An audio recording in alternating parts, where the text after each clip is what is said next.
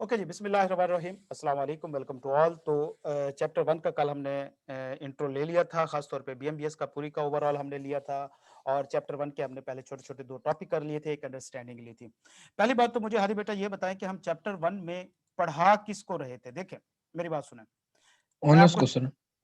मैं 3 चीज़ें आपको पहले बता देता हूँ कि हम पूरी पूरी बीएमबीएस में ना हमारे पास 3 रोल हैं मेन। और हर चैप्टर में हमें डिफाइन करना होगा कि हमारा रोल क्या है। हर चैप्टर से पहले मैं आपको आपका रोल बता दिया करूँगा कि भाई आपका ये रोल है इस चैप्टर में और उस हिसाब से आपसे क्वेश्चन होंगे और क्वेश्चन जो होंगे बेटा वो कॉमन अंडरस्टैंडिंग वाले। मतलब मैं जनरली आपसे पूछा करूँगा, ये मुझे बताएं कि बिज़नेस अच्छा कब हो सकता है? ठीक है? अब एक बात ध्यान में रखें बेटा, ये जो बीएमबीएस है ना, ये कोई स्टडी बेस्ड चीज़ नहीं है। मतलब अगर मैं बात करूँ तो इसमें जो स्टडी की गई है एक्चुअली वो प्रैक्टिकल बिहेवियर को सामने रखते हुए की गई है। आप जितनी हम थ्योरीज पढ़ेंगे आगे, हम जितने कंसेप्ट्स पढ़ेंगे वो सारे स्टडी ह्यूमन के ऊपर की गई है, प्रैक्टिकल लाइफ के ऊपर। मतलब अगर हम फिजिक्स की बात करें, केमिस्ट्री की बात करें या अकाउंटिंग की बात करें, ये वाली चीजें हैं, पहले चीजें डेवलप हुई, थ्योरीज डेवलप हुई और उसके बाद फिर उनको प्रैक्टिकली इंप्लीमेंट किया गया। जबकि बीएमबीएस में ऐसा नहीं है, इसमें प्रैक्टिकली चीजों को देखा गया और फिर उसको एनालाइज करके बेस्ट ऑप्शन निकाला गया। मिसाल के तौर पे अगर कोई शख्स कहता है जी एक ऑर्गेनाइजेशन के लिए सूटेबल स्ट्रक्चर क्या है, मिसाल के तौर पे मैं आपको बताता हूं कि भाई जिस तरह एक सरकारी इदारा है, सरकारी इदारे में आप जाते हैं, आप कभी अल्लाह ना करे कहीं फंस जाए सरकारी इदारे में, पता नहीं यार, ये भी दुआ देने का दिल नहीं करता कि आप सरकारी इदारों में जाओ, उनके हालात इस तरह के हैं। खैर, डिग्री लेने तो आपको बहरहाल जाना ही पड़ेगा। आप में से कोई डिग्री लिया है एफएससी की? उजैर लिया आपने? हादी? सर कॉलेज में आ जाते हैं वहां से ले। अच्छा, मलाइका बेटे आपके पास माइक है पड़ा? Yes sir, okay. माइक है तो ये ज्यादा बेहतर है कि ऑडियो में ना इन्वॉल्व रहें क्लास। ये क्योंकि बेटा बीएमबीएस जो है ना, मैंने कल की क्लास में बताया, अगर आपने वो लेक्चर देख लिया होगा, थोड़ा लेट हो गया अपलोड करने में, मैं बता रहा था बच्चों को कि कल हमारी टेक्स्ट की क्लास भी नहीं हो सकी लाइट ना होने की वजह से। खैर, तो मैं ये बता रहा हूँ कि ये जो बीएमबीएस है ना बेटा, ये प्रैक्टिकल चीज है, ये कॉमन सेंस है, अंडरस्टैंडिंग की चीज है। इसी तरह जो आई कैप का पेपर है ना, वो टोटल पैटर्न शिफ्ट हो गया इस चीज के ऊपर कि आप क्या सोचते हैं। अब वो बुक में ये नहीं पूछता कि बुक क्या बता रही है। हम उस पेपर को देखेंगे, मैंने जो ओरिएंटेशन क्लास दी थी उसमें थोड़ा सा डिस्कस किया था, लेकिन क्योंकि आपका अभी माइंड इतना डेवलप नहीं है कि आप उस चीज को अंडरस्टैंड कर सकें, वो हम इंशाल्लाह जब हाफ सिलेबस कर लेंगे उसके बाद फिर हम उस पेपर को देखेंगे कि किस तरह आई कैप कहता है। तो बेटा नॉर्मली ये होता है सब्जेक्ट्स में कि आई कैप हमें सिचुएशन बताता है और कहता है कि बताओ इसके ऊपर बुक क्या कहती है, मतलब स्टैंडर्ड क्या कहता है, इसके ऊपर प्रैक्टिकल चीज क्या कहती है। जबकि बीएमबीएस में जो है वो ये कहता है कि भाई आपने बुक भी पढ़ी है, आप ये क्वेश्चन भी पढ़ लें और मुझे बताएं कि बुक के मुताबिक आप क्या कहते हैं। तो बेसिकली आपको बताना है, तो लिहाजा आपका अपना माइंड, आपका अपना जो फोकस है वो ब्रॉड होना चाहिए, आप चीज को एनालाइज करके खुद अंडरस्टैंड कर सकें। और उसके बाद मैंने ये भी बताया कि बीएमबीएस टोटल प्रैक्टिकल बेस्ड है, मतलब मैं आपकी पूरी बीएमबीएस आपकी घर की लाइफ के ऊपर आपको पढ़ा सकता हूँ। मतलब सिंपल आपकी फैमिली की एग्जांपल लेके, आपके भाई, आपके अब्बू, आपके घर में, उसके ऊपर पूरी बीएमबीएस है। एक बिजनेस मैनेज करना और एक घर मैनेज करना सिमिलर, दोनों सेम चीजें हैं। बच्चों के ऊपर पैसा लगाना, जो माँ बाप पैसे लगाते हैं बच्चों के ऊपर, उसको नेगेटिव इन्वेस्टमेंट कहा जाता है। मतलब वो होती तो इन्वेस्टमेंट है। अ, ठीक है, ठीक है, ठीक है, ठीक है। तो माइक बेटा ले लें, ये ज़्यादा इम्पोर्टेंट है। ख़ैर, एक हैंड फ्री ले लें माइक वाली। अच्छा, तो मैंने आपको ये बता रहा था कि एक घर के अंदर जो आपके वालिद आपके ऊपर पैसा लगा रहे होते हैं, इसको नेगेटिव इन्वेस्टमेंट कहा जाता है। नॉर्मली अगर हम इन्वेस्टमेंट की डेफिनेशन देखें तो उसका मतलब है कि किसी भी जगह पे ये कैश को इन्वेस्ट करना जहां से आपको रिटर्न मिले। तो दो चीजें मेन होती है, मतलब एक इन्वेस्ट करना और सेकंड रिटर्न मिलना। अगर रिटर्न नहीं मिलता बेटा तो वो इन्वेस्टमेंट नहीं होती। जबकि आपके वालिद साहब जो आप पे पैसा लगाते हैं, होती ये इन्वेस्टमेंट है, लेकिन इसको नेगेटिव इन्वेस्टमेंट कहा जाता है। वजह यह है कि वो पैसा लगा रहे हैं, उनको रिटर्न नहीं मिलना है। ये इन्वेस्टमेंट मतलब एक सेंस में देखा जाए तो उनकी एक चीज डेवलप हो रही है, लेकिन इसका उनको कोई फायदा नहीं है। तो लिहाजा अगर एक घर को देखा जाए और एक बिजनेस को देखा जाए तो तकरीबन सिमिलर चीजें इनको मैनेज करना। मैं आपको एक एग्जांपल देता हूं कि क्या आप घर के अंदर, ऐसा हो सकता है कि घर में कोई बड़ा ना हो, हर बंदा ही शहजादा हो। नॉर्मली होता है कुछ घरों में, कोई अब्बू की बात ना माने, कोई अम्मी की बात ना माने, अब्बू की अथॉरिटी ना हो, अम्मी की अथॉरिटी ना हो। तो मुझे बताएं, ऐसा घर चल सकता है क्या? No sir. नहीं चल सकता, बिल्कुल नहीं चल सकता, उसका एंड रिजल्ट तबाही है। इसी तरह एक बिजनेस जहां पे कोई बड़ा ना हो, जहां पे कोई लीडर ना हो, कोई तरीका कार डिफाइन ना हो, क्या वो बिजनेस सक्सेसफुल हो सकता है? No sir. नहीं हो सकता। तो लिहाजा ये एक प्रैक्टिकल चीज है। इस बुक को हमने अब इस तरीके से नहीं पढ़ना कि हमने इसको रटा मार रहे हैं। हमने इस तरीके से पढ़ना है कि भाई हम खुद कुछ इसके साथ रिलेट कर सकें। हम एक केस को पढ़ के हम उसके ऊपर बात कर सकें, कमेंट्स कर सकें, डिस्कशन कर सकें, ठीक है? तो मुझे कल हमने पढ़ा चैप्टर 1 कांसेप्ट, तो हमने कहा कि मैं आपको बता रहा था कि हम 3 रोल जो होंगे हमारे पूरे इसके अंदर रहेंगे। एक हमारा रोल हो सकता है किसी वक्त ओनर का, दूसरे नंबर पे मैनेजर का रोल होगा, और थर्ड नंबर पे होगा हमारा कंसल्टेंट। ये 3 रोल होंगे हमारे पूरे इस बीएमबीएस सिलेबस के दौरान। मतलब किसी चैप्टर में हम खुद को ऑनर बना लेंगे और हम फिर डिस्कस करेंगे कि यार हम कैसे बेहतर तरीके से मैनेज कर सकते हैं, कैसे बेहतर तरीके से चीजों को कर सकते हैं। और ये ज्यादा जो है चैप्टर 1 के अंदर ऑनर का जो हमारा कंसेप्ट है वो चैप्टर 1 के अंदर ज्यादा यूज होगा। मतलब हम यहाँ पे हमने एज अ ऑनर सोचना होगा। दूसरा हमारा जो बिहेवियर है वो है कंसल्टेंट का, ये चैप्टर 1 में सबसे ज्यादा रहेगा। ये दो जो हमारे पोर्शन है ये चैप्टर 1 में दोनों हमारे करेक्टर यूज होंगे, जबकि इसके अलावा आगे तमाम चैप्टर्स में मैनेजर और कंसल्टेंट का और ज्यादा रोल मैनेजर का होगा। मतलब हम एज अ मैनेजर चीजों को सोच रहे होंगे कि हमने कैसे डेवलप करने हैं, हमने लोगों को कैसे मैनेज करना है, उनके दरमियान में हमने कंफ्लिक्ट कैसे रिजॉल्व करना है, अगर कोई शख्स कहीं पे झगड़ा मसला हो जाता है तो हमारे अंदर कौन कौन सी क्वालिटीज होनी चाहिए, अगर हम कोई अपने बिजनेस का स्ट्रक्चर चेंज करना चाहते हैं तो चेंज के लिए हमें क्या करना होगा। तो लिहाजा ये 3-4 हमारे रोल होंगे। ठीक हो गया। तो पहले चैप्टर में हमने कहा कि यहां पे सिर्फ 2 बंदों के दरमियान डिस्कशन हो रही है। पहले चैप्टर में मैनेजमेंट का कोई रोल नहीं है, यहां पे एक ऑनर है और एक कंसल्टेंट है। ठीक है। ऑनर जो है इनका काम सिर्फ और सिर्फ पैसा लगाना होता है, कि इन्होंने पैसा लगाना है बस। कंपनी लॉ के अंदर आप सबने तकरीबन पढ़ा है, मुझे बताएं कि एक कंपनी जो होती है वो बनाता कौन है? मेंबर्स। मेंबर्स। और कंपनी चलाता कौन है? डायरेक्टर्स। डायरेक्टर्स। तो हमने यही कंसेप्ट हमारा यहां पे ओवरऑल चलेगा कि कंपनी बनाने वाला ओनर होगा, कंपनी चलाने वाले डायरेक्टर्स होंगे जिनको मैनेजमेंट कहते हैं। तो लिहाजा पहले चैप्टर में हमारे पास एक ओनर आया, मैंने कल स्टोरी बताई, उसने आके कहा कि भाई मेरे पास पैसा है, मैं कितने करा। हमने कहा भाई हमें दे दो यार, सीए के बनने इससे ज्यादा मुस्तहिक कौन होता है। खैर हम इस टाइम एज अ कंसल्टेंट बैठे हैं। तो हमने उसे कहा कि ठीक है जी आप एक बिजनेस कराते हैं, और हमने उसको आईटी बिजनेस का कहा कि हम ये बिजनेस शुरू करते हैं।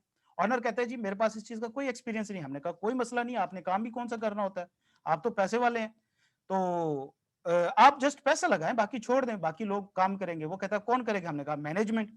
तो उसने हमसे पूछा कि मैनेजमेंट क्या होती है, तो हमने कल उसको बताया कि मैनेजमेंट क्या होती है। हादी बेटा बताएंगे मैनेजमेंट से क्या मुराद है? सर मैनेजमेंट सर एक प्रोसेस है सर, शाबाश। जो किस चीज मतलब का? हमारे जो सर जो भी मेंबर है ना सर, जो पैसा लगा रहा है उसके पैसों को सही तरह से इस्तेमाल करके एक पर्पस में मतलब लगाने में जो शाबाश। मैनेजमेंट लगती है वो मैनेजमेंट है। शाबाश। मतलब हमने रिसोर्सेज, मैनेजमेंट से क्या मुराद? एक प्रोसेस है जिसमें हम रिसोर्सेज को और लोगों को, जो एम्प्लॉयज होते हैं, उन दोनों को मैनेजमेंट ने मैनेज करके ऑनर का पर्पस अचीव करना है, जो बिजनेस का पर्पस है। और बिजनेस का क्या पर्पस होता है भाई? उजैर आप बताएंगे बेटा। To earn profit sir, to maximise profit. Return. शाबाश। Profit, profit maximisation. ऑनर को इस चीज से कोई लेना देना नहीं है। तो इसके बाद मैंने आपको बताया कि क्योंकि मैनेजमेंट एक प्रोसेस है, तो जब भी कोई प्रोसेस होता है उसके कोई स्टेप्स होते हैं। तो मैनेजमेंट के स्टेप्स मुझे कौन बताएगा?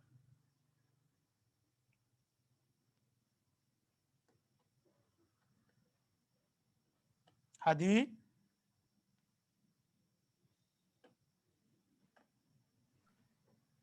सर 5 स्टेप्स हेनरी होते हैं। फयल के ये 5 स्टेप हैं। शाबाश। यही 5 स्टेप्स जो हैं ये एक प्रोसेस का हिस्सा है। उसने कहा कि मैनेजमेंट का सबसे पहला काम प्लानिंग है, दूसरे नंबर पे ऑर्गेनाइजिंग है, तीसरे नंबर पे डायरेक्टिंग, चौथे नंबर पे कोऑर्डिनेटिंग, और पांचवें नंबर पे कंट्रोलिंग है। ये कल हमने बड़ी डिटेल में इसको एक्सप्लेन कर लिया था। मुझे बताएं उजैर, किसी भी ऑर्गेनाइजेशन में कितने लेवल की मैनेजमेंट हो सकती है?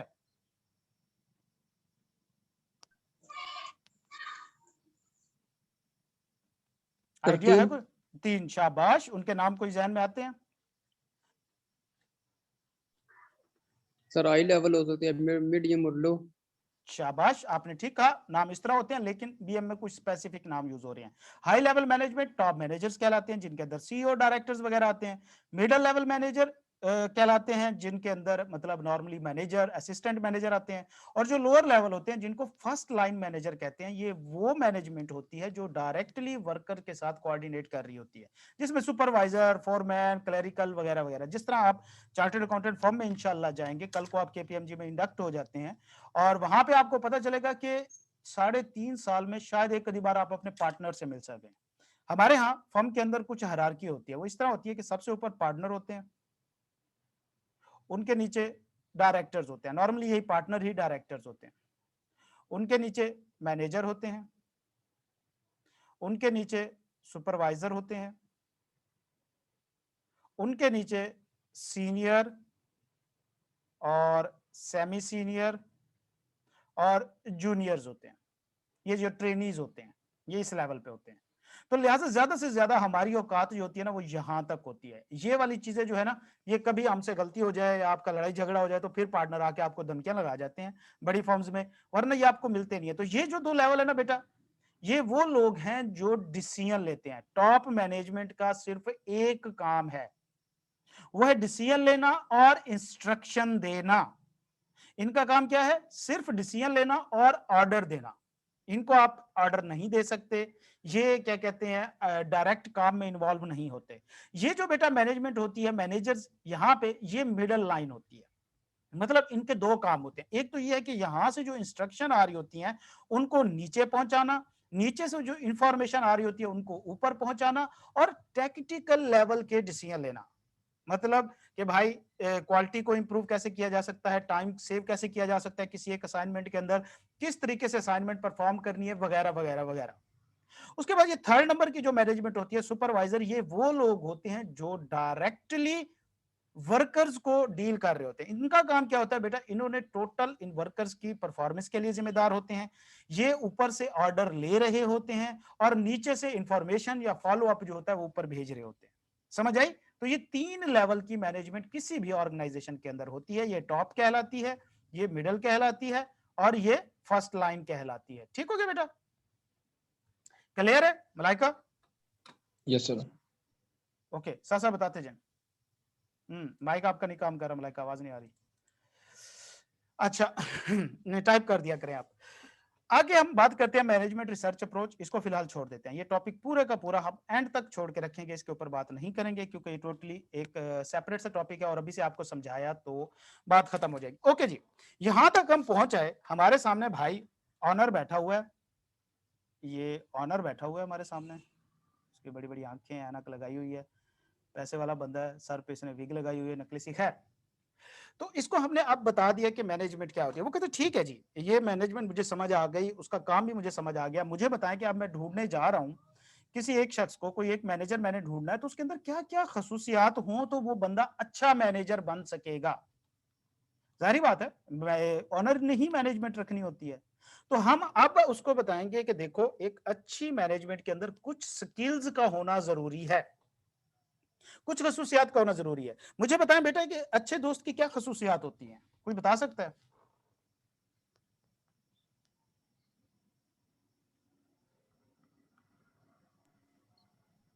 हादी बताओ यार, आप दोस्त नहीं हो किसी के, एक अच्छा दोस्त कौन सा होता है आपके ख्याल में? सर जो आपको अच्छी राय दे शाबाश, और एडवाइस दे। एक ही चीज है, कंफ्यूज क्यों हो गए हो? उजैर, कुछ आप इसके ऊपर रोशनी डालें। मलाइका, इसे आप थोड़े में टाइप कर सकती हैं 1-2 क्वालिटीज उसकी। सर को मुश्किल वगैरह काम हो वगैरह तो फिर हम दोस्त से मशवरा लेते हैं अपने। ठीक है, और ठीक है मलाइका, शाबाश घर वालों से शेयर नहीं कर सकते, वो दोस्त से शेयर करते हैं। शाबाश।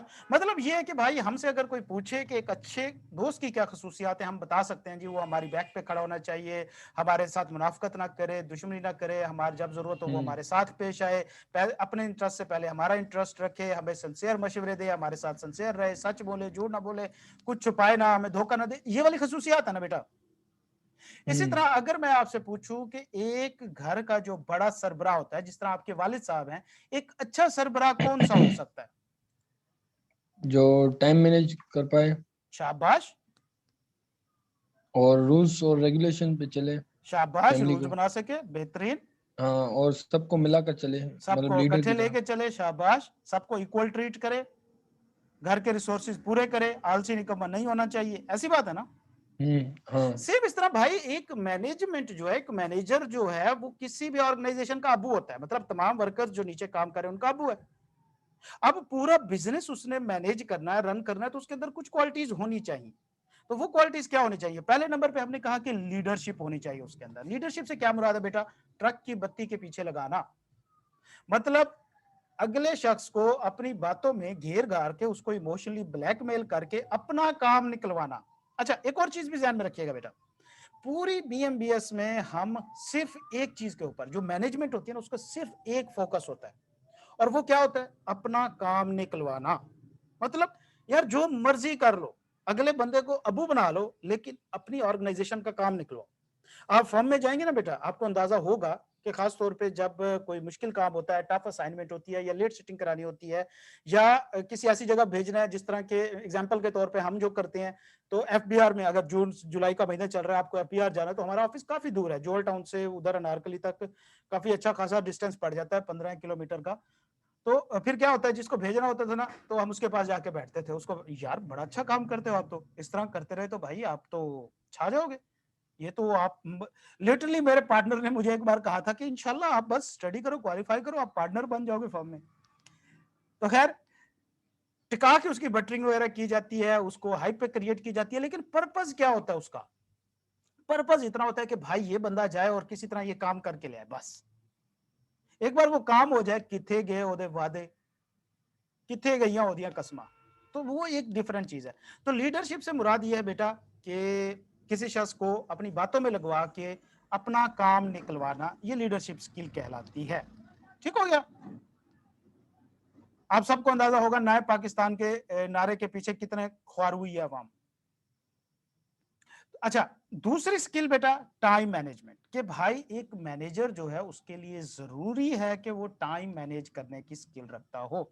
मुझे बताएं कि एक शख्स जो है वो चीजों को प्रायोरिटाइज ही नहीं कर पाता। मिसाल के तौर पे हम सीए के स्टूडेंट जो हैं, अपनी देख लें बेटा, अपनी लाइफ को देख लें, तो हम चीजों को प्रायोरिटाइज नहीं कर रहे। आप बताएं, आप सबकी लाइफ में उजैर बताएं, इस टाइम आपकी प्रायोरिटी क्या है सबसे ज्यादा? Study sir. स्टडी। अच्छा, यस सर। पीछे अ, था कुछ। ठीक है। हादी, आपकी प्रायोरिटीज इस वक्त क्या है? सर पहले नमाज, बाद में स्टडी, उसके बाद खाना, और उसके बाद गेम।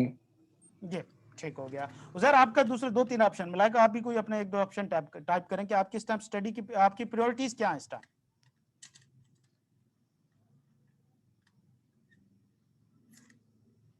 ओके, जब तक आप टाइप करते हैं, मैं आपको बताता हूं कि आप में से ज्यादातर ने गोंगलू से मट्टी लाई है कि भाई स्टडी हमारी प्रायोरिटी है।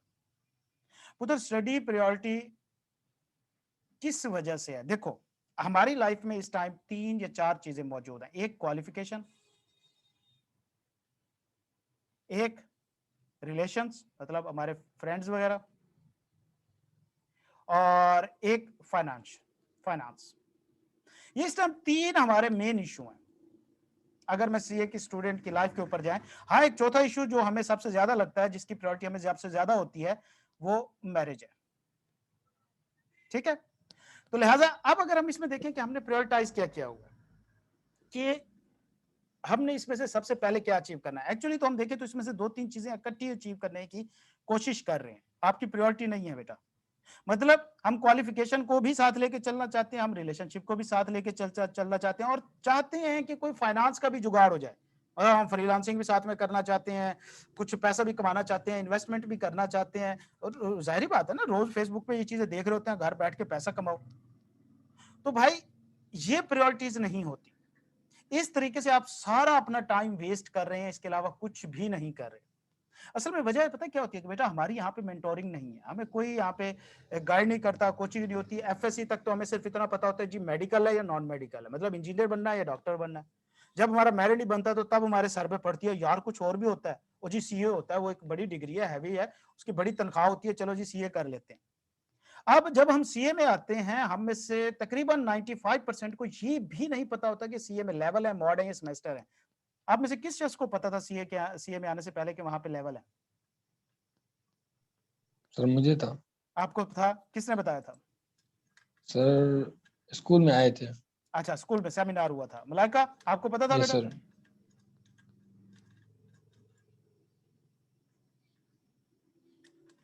उजैर? जी सर। अच्छा, तो अभी काफी चीजें बेहतर हुई हैं, मतलब सोशल मीडिया, फेसबुक, वहां पे बहुत ज्यादा इंफॉर्मेशन मौजूद है। जब हमने सीए में एडमिशन लिया था ना बेटा, तो मैं गया और मैंने जाके कहा जी मैंने फर्गूसन कंपनी में सीए करना है। तो मैम सैर हुआ करती थी स्कैन लाहौर में, 2011 की बात है। वो कहती है सर फर्गूसन जो है ना, वो क्या कहते हैं, कोई स्कूल या कॉलेज या यूनिवर्सिटी नहीं है, वो फॉर्म्स होती हैं। मैंने कहा अच्छा, कितने सेमेस्टर के बाद मैं वहां पे जाऊंगा? वो कहते सेमेस्टर नहीं, मॉड्स होते हैं। हाँ, ये मॉड्स क्या होते हैं? तो उस बीबी ने कोई आधा पौना घंटा लगा के मुझे समझाया था कि भाई ये मॉड्स होते हैं, ये सेमेस्टर होते हैं, और ये फॉर्म्स होती हैं, ऐसे ऐसे ये प्रोसीजर होता है। और फिर हमें economics, accounting, tax, law, cost, इन चीजों का तो टके भने का पता नहीं था ना कि ये होती क्या है।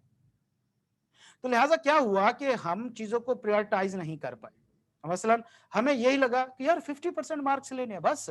तो यार मेरे मैट्रिक में 95% नंबर है, मेरे एफएससी में 84% नंबर है, मेरा तो मेरिट है, मैं खुद मेरिट होल्डर था यार। तो ये 50% की तो कोई मसला ही नहीं है। लेकिन फिर जब दे दनादन उस पर चपेड़े पड़ी, हमें हमारी प्रायोरिटीज डिफरेंट थी। मतलब हम कह रहे थे यार 50% ही नंबर लेने हैं ना, कौन से रिजल्ट कार्ड पे नंबर लिखने, पास ही करना है। तो अच्छा खैर दोस्ती बड़ी, 20-20 दोस्त होते थे हम फ्लैट में रहने वाले। तो हमें लगता था कि हम प्रायोरिटीज जो है स्टडी को कर रहे हैं, लेकिन बेटा ऐसा नहीं था। हम टाइम प्रॉपर नहीं एलोकेट कर रहे थे, हम चीजों को नहीं देख पा रहे थे, तो एंड रिजल्ट मिलने में हमें बहुत ज्यादा टाइम लग गया। सेम इस तरह बेटा मैनेजमेंट के अंदर टाइम मैनेजमेंट की जो है वो स्किल होनी चाहिए। उसके बाद बेटा स्ट्रेस मैनेजमेंट, कि एक घर का सरबराह जिसने सारे घर वालों को तसल्ली देनी है, वो खुद ही सर पकड़ के बैठ जाए, खुद ही रोना पीटना शुरू कर दे, तो मुझे बताएं पीछे घर वाले बेचारे क्या करेंगे? साथ में रोएंगे। तो लिहाजा जब भी कोई मुश्किल वक्त हो या परेशानी हो, तो इमोशनल कंट्रोल होना सबसे इंपॉर्टेंट है।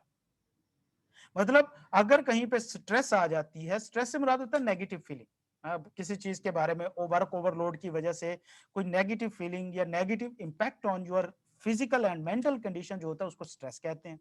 अब स्ट्रेस जो है, अगर आप इसको मैनेज नहीं कर पाते, तो बेटा आप नीचे वाले लोगों को कैसे गाइड करोगे और उनसे काम निकलवाओगे? आप तो खुद ही, आपका नर्वस ब्रेकडाउन हो जाएगा।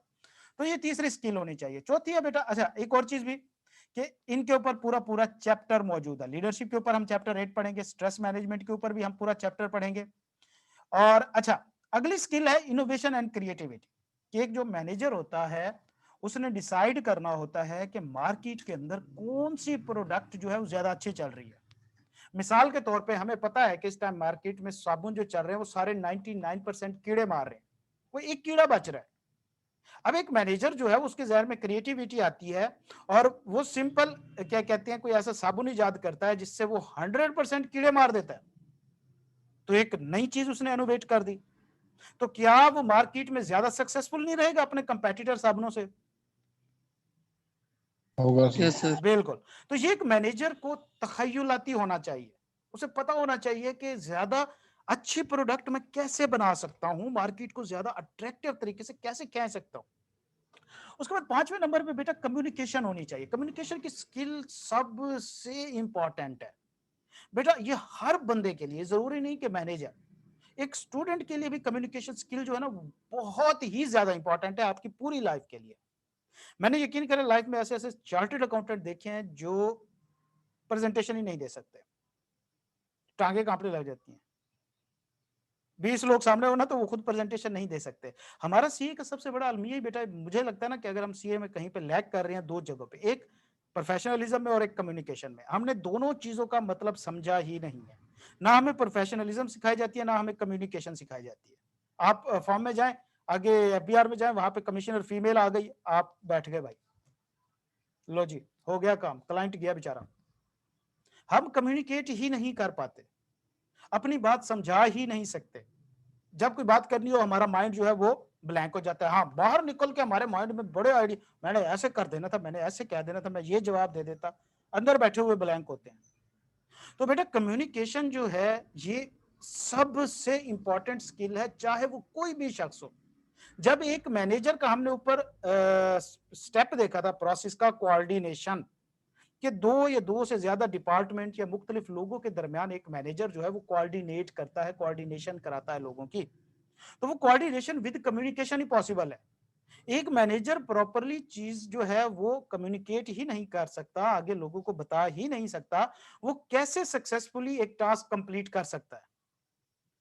मतलब एक शख्स खड़ा होकर प्रेजेंटेशन ही नहीं दे सकता कि हमारे पास ये प्रोजेक्ट आया है, ये सॉफ्टवेयर हमने डेवलप करना है, और वो डाइस पे खड़ा होकर 50 उसके सामने एम्प्लॉइज बैठे हैं, उनको ये नहीं बता सकता कि यार इतने बंदे ये काम करेंगे, ये काम ऐसे होना है, ये काम ऐसे होना है, उसका गला सूखने लग जाता है, तो क्या वो सक्सेसफुली टास्क कंप्लीट करा पाएगा? नहीं करा पाएगा। तो लिहाजा कम्युनिकेशन एक सबसे इंपॉर्टेंट स्किल है। उसके बाद अगली स्किल है इंफॉर्मेशन गैदरिंग। देखो बेटा, ये जो टॉप मैनेजमेंट होती है इसका काम क्या होता है, मैंने अभी बताया था। टॉप मैनेजमेंट का काम क्या होता है, कोई बताएगा?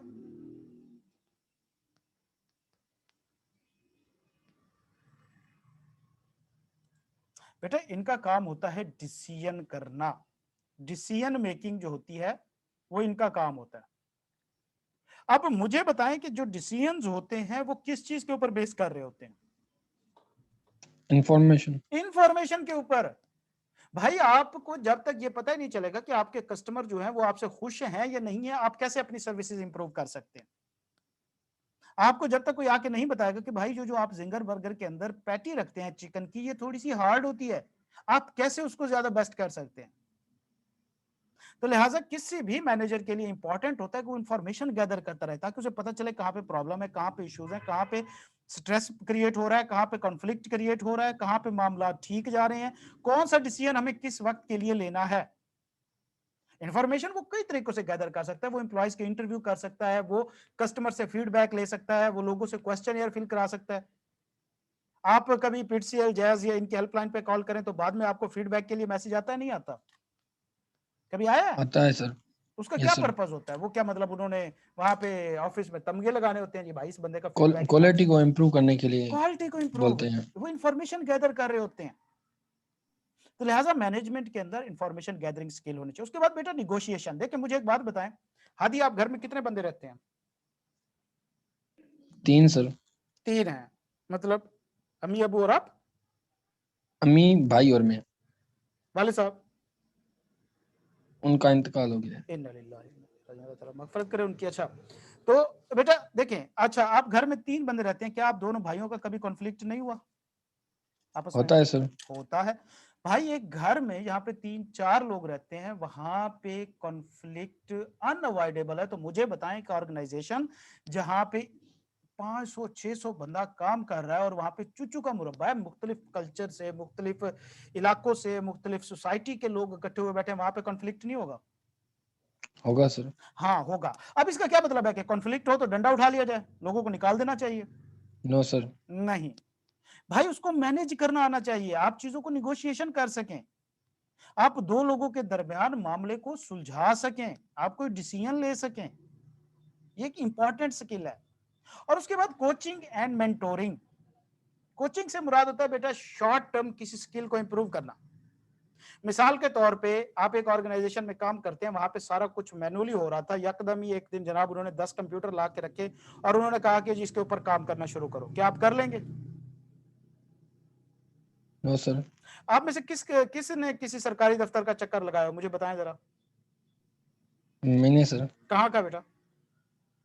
सर वो बोर्ड ऑफिस वगैरह वहां पे अच्छा, लगाया है। बोर्ड ऑफिस में। और ये, हाँ। ठीक है, बोर्ड ऑफिस में। बोर्ड ऑफिस में आपने क्या देखा, ज्यादा काम मैनुअल हो रहा है या कंप्यूटर बेस्ड हो रहा है? Manually sir. मैनुअली था। अब वो लोग तकरीबन सदियों से बैठे उसी तरीके पे काम कर रहे हैं, उनकी नस्लें उसी काम तरीके से काम कर रही हैं, उनके सामने यकदम कंप्यूटर ला के रख दिया जाए और उन्हें कहा जाए कि भाई इनके ऊपर बैठ के काम करो, तो क्या वो काम कर पाएंगे?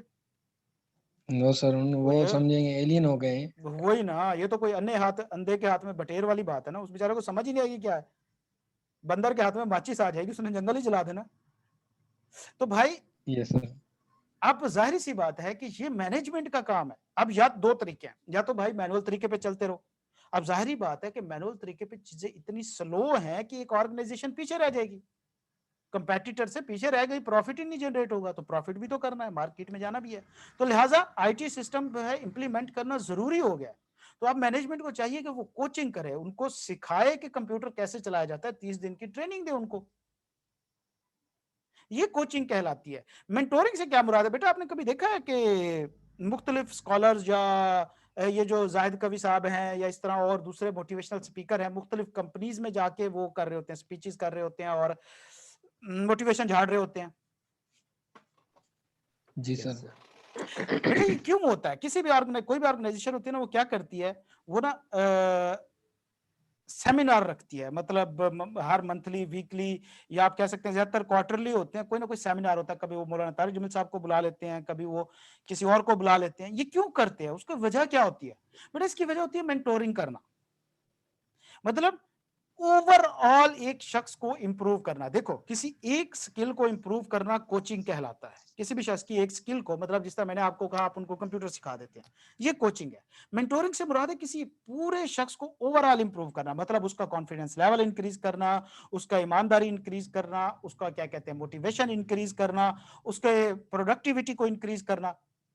तो इस वजह से ये जो काम होता है ये मेंटोरिंग कहलाता है। इसके लिए कोई इंडिपेंडेंट बाहर से बंदा बुलाया जाता है जिसको लोग आइडियलाइज कर सकें। बड़े बड़े स्कॉलर बुलाए जाते हैं, मोटिवेशनल स्पीकर बुलाए जाते हैं, ताकि लोगों को वो ओवरऑल इंप्रूव कर सकें। इसको मेंटोरिंग कहते हैं। समझ आए बेटा? जी सर। अब ये 8 स्किल्स किसी मैनेजमेंट के अंदर होनी चाहिए। तो हमारे सामने बैठा कौन था और इस वक्त हम कौन थे? इस वक्त हम सब मेंबर वो होते हैं, ओनर। नहीं, ऑनर हमारे सामने बैठा है, हम कंसल्टेंट हैं। अच्छा, हम कंसल्टेंट भाई हम चार्टर्ड अकाउंटेंट फर्म के यार पार्टनर बैठे हो आप, खुदा के बंदे। आपका अच्छा खासा क्लाइंट आया हुआ है, आपको लाख 1.5 लाख इनकम आने वाली है, तो मेहरबानी करो यार। तो लिहाजा हम यस सर। कंसल्टेंट थे, हमने उसे बताया कि ये 8 स्किल वाला बंदा ढूंढ के लाओ भाई। वो कहता है सर जी ठीक है, मैं बंदा ढूंढ लूंगा। तो हमने उनको बताया कि किसी भी अच्छे मैनेजर के अंदर ये 8 स्किल होती हैं। इसके अंदर बेटा लीडरशिप के ऊपर पूरा चैप्टर पढ़ेंगे हम, स्ट्रेस मैनेजमेंट भी आगे डिटेल में पढ़ेंगे, निगोशिएशन भी आगे डिटेल में पढ़ेंगे हम। बाकी छोटे छोटे तरीके की आगे एक्सप्लेनेशन दी हुई है, हम उसको पढ़ लेते हैं। लीडरशिप क्या होता है? ट्रक की बत्ती के पीछे लगाना। पढ़े जरा ये लाइनें, ये पढ़े लीडरशिप वाला, सारे पढ़े पैराग्राफ। ये नजर आ रहा है? क्लियर है? जी सर। ओके बेटा। अच्छा, आवाज क्लियर ना हो तो दो चीजें नोट कर लें।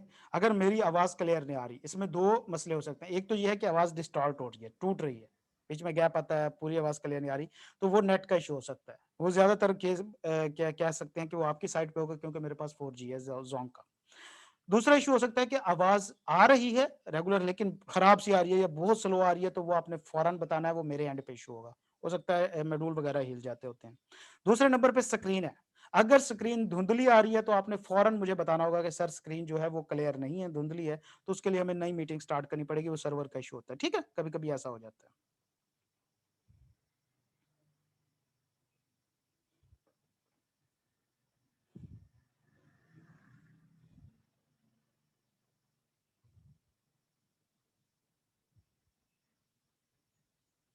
पढ़ लिया लीडरशिप? जी sir. Yes sir. Malaika, Hamza? जी सर। ओके, कोई चीज समझ ना आ रही है इसमें?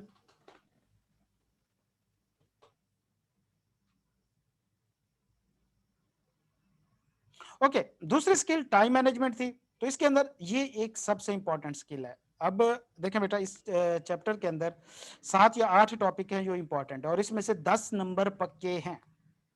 इस चैप्टर में से 10 नंबर का क्वेश्चन आता है। अगर स्किल्स में से क्वेश्चन आया तो पहली प्रायोरिटी इस टॉपिक की है, टाइम मैनेजमेंट वाली स्किल की, कि इसकी प्रायोरिटी है, ये सबसे ज्यादा पूछा जा सकता है। तो लिहाजा साथ साथ मैं आपको इंपॉर्टेंट टॉपिक बताता जाऊंगा। एंड पे जाके आप मेरे से लिस्ट ना मांगिएगा, सर इंपॉर्टेंट टॉपिक बताएं, मैं आपसे लिस्ट लूंगा कि मुझे बताएं मैंने कौन कौन से आपको इंपॉर्टेंट टॉपिक बताए हैं।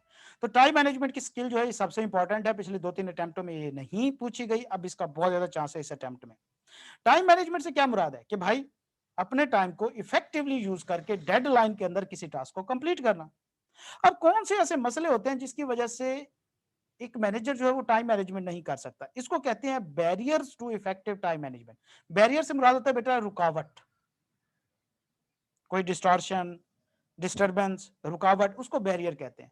तो इफेक्टिव टाइम मैनेजमेंट के अंदर क्या-क्या रुकावटें हो सकती हैं? पहले नंबर पे वो कहता है प्रोक्रास्टिनेशन। इसका मतलब होता है कि भाई प्रैक्टिकली कुछ ना करना, ऐसे बैठ के ख्याल देखते रहना। जिस तरह वो शेख चिल्ली होता है, उसके बारे में मशहूर है एक छोटा-सा लतीफ़ा, कि जा रहा होता है तो उसको एक बंदा मिलता है, उसे कहता है कि जनाब मेरा ये घी का एक डब्बा है, इससे आप उठा लो, मुझे वहाँ तक छोड़ दो, मैं आपको ₹2 दे दूँगा। शेख चिल्ली कहता है जी मैं छोड़ देता हूँ। शेख चिल्ली उठाता है घी का डब्बा और चल रहा होता है। रास्ते में सोचता है जी मुझे ₹2 मिलेंगे, उससे मैं जाके एक अंडा लूँगा और फिर उस अंडे को जनाब मैं क्या कहते हैं धूप में रखूँगा, उसमें से बच्चा निकलेगा मुर्गी, फिर वो मुर्गी आगे 10 अंडे देगी, फिर उनको मैं देखूँगा। इस तरह करते-करते साल बाद जनाब मेरे पास लाखों मुर्गियाँ हो जाएँगी, लाखों अंडे हो जाएँगे, फिर मैं उनमें से आधी मुर्गियाँ बेच दूँगा, मैं करोड़पति बन जाऊँगा। फिर मेरे पास कोई शख्स काम कराने के लिए आएगा, तो मैं कहूँगा कि जी मेरा पैर पकड़, और जब मेरा पैर पकड़ेगा तो मैं उसे ठुड्डा मारूँगा, और ठुड्डा जो मारता है वो गिरता है नीचे, ऑयल भी नीचे और सारा कुछ नीचे, और फिर उसकी टिका के कुट लगती है। तो लिहाजा ये चीज होती है प्रोक्रास्टिनेशन के, प्रैक्टिकली कुछ ना करना, बस सोचते रहना भाई, इससे टाइम वेस्ट होता है। जिस तरह हम सीए वाले बच्चे करते हैं कि भाई ये की बुक भी ले लेंगे, ये बुक भी ले लेंगे, इसके 300 पेजेस हैं, हम जनाब आज शुरू करें, डेली के 2 पेज पढ़ना शुरू करें, 6 महीने है, डेली का 1 घंटा, ये हो गए तरह के तकरीबन 60 घंटे, और डेली ये कर दें, टेस्ट कर लें, तो जनाब 90 घंटों में हमारा बीएमबीएस पास, आई कैप गोल्ड मेडल लेके हमारे पीछे भाग रहा है। ऐसा सोचते हैं?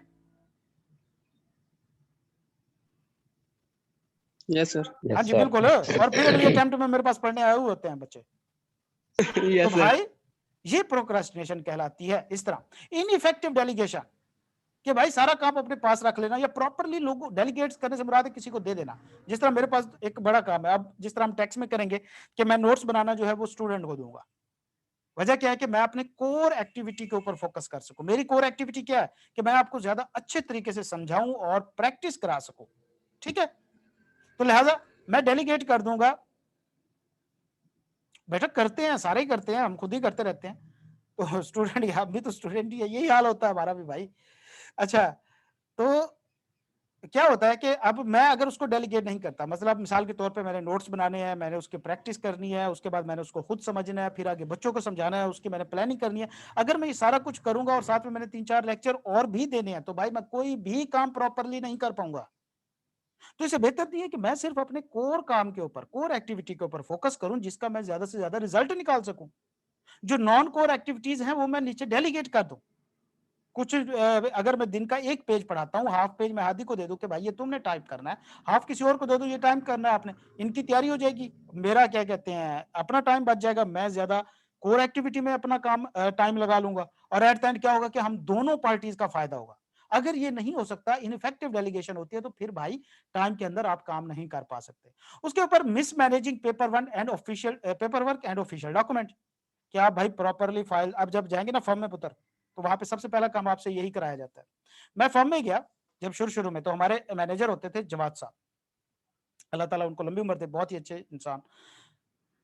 उन्होंने मुझे एक काम दिया, मैंने फौरन कर दिया। उन्होंने मुझे दूसरा दिया, मैंने फौरन कर दिया। वो तंग हो गए। अब जाहिर बात है कि एक नया बच्चा होता है ना, जब अब हम मैनेजर लेवल पे, सुपरवाइजर लेवल पे बैठे हैं, तो अब हमें समझ आती है कि वो क्या होता था, कि जब एक नया बच्चा आता है उसे कुछ नहीं पता होता, तो हम क्या कर रहे होते हैं कि हमारी कोशिश होती है कि वो किसी सीनियर के साथ जस्ट बैठा रहे, बैठ के देखता रहे, और ये भी उसे ना लगे कि वो फारिग है, उसे काम नहीं किया जाता, हम उसको सिंपल टास्क देते रहते हैं।